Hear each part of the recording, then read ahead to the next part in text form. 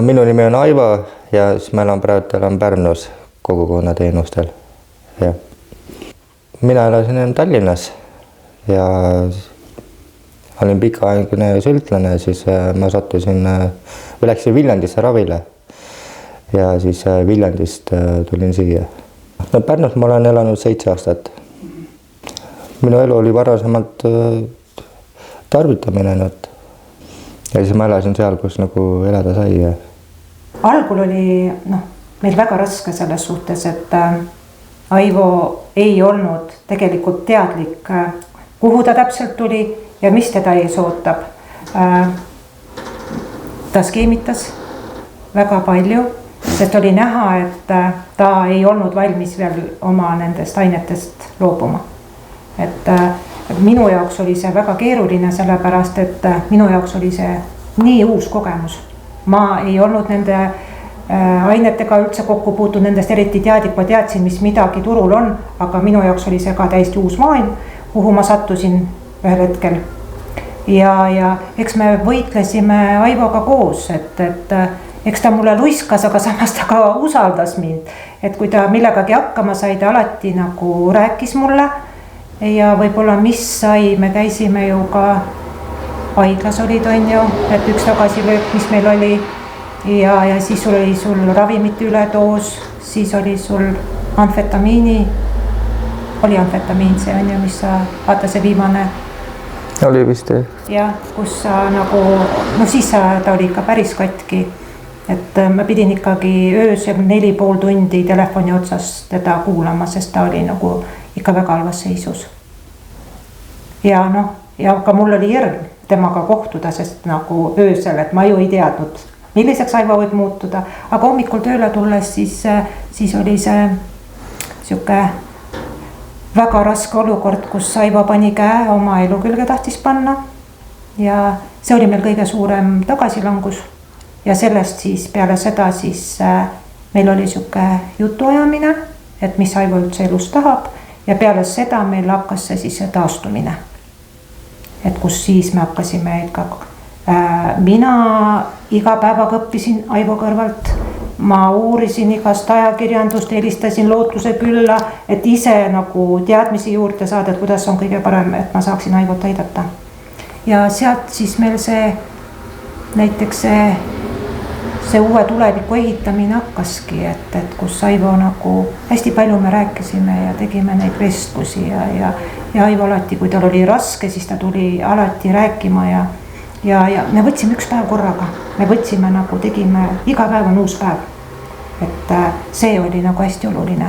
Alguses, kui Aivo teenusele tuli, siis Aivol oli hästi suured lootused, ta tahtis töötada, õppida, aga nagu see lootus nagu purunes, seda oli liiga palju tema jaoks. Ja siis me hakkasimegi üks eesmärk korraga. Tegimegi üks eesmärk täidetud, võtame järgmise ja sedasi me oleme tegelikult siiamaale käitunud. Ja ma avastasin selles mõttes, et mingi moment, kui nagu pilt nagu ette tuli, et ma olen nii palju aega või kaotanud, siis ma nagu tahtsin nagu kõike kohe.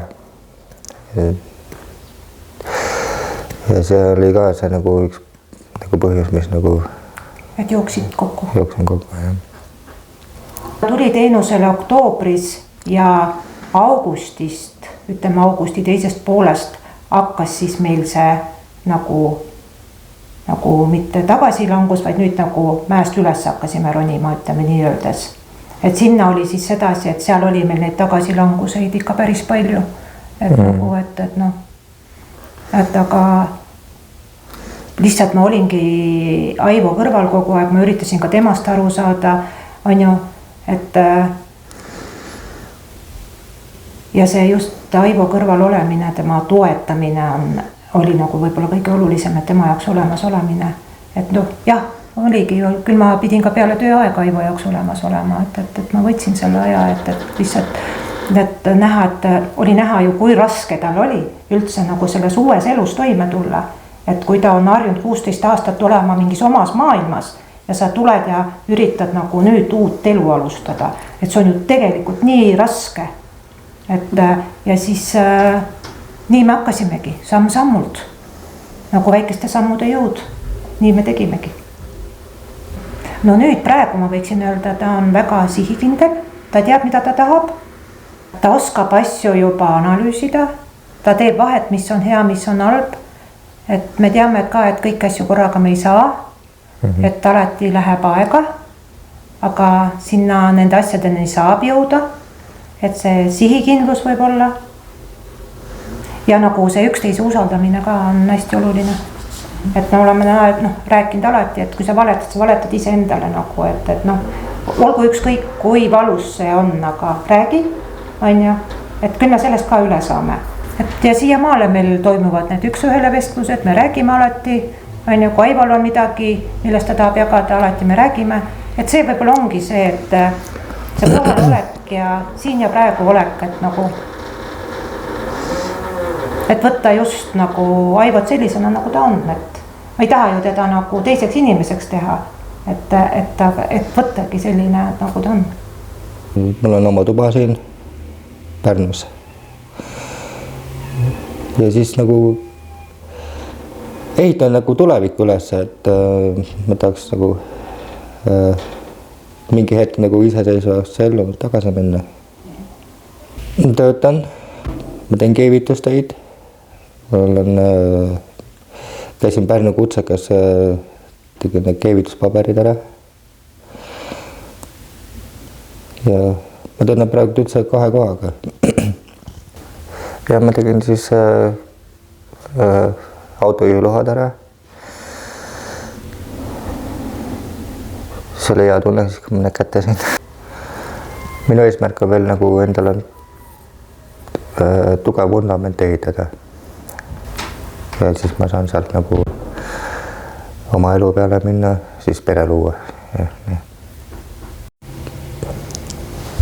No siin elades nüüd ma olen hakanud suhtlema oma lähestastega, ema, venna ja siis ema mehega, siis sugulastega ka.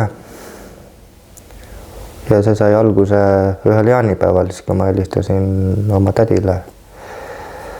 Siis ma läksin tädile külla ja siis eks ema nagu kuulis sealt ja ega ema selles mõttes, et ta nagu kohe mulle helistanud, see võttis ka ikkagi aega ja aasta aega võttis aega, et üldse nagu ma kohe just võttis.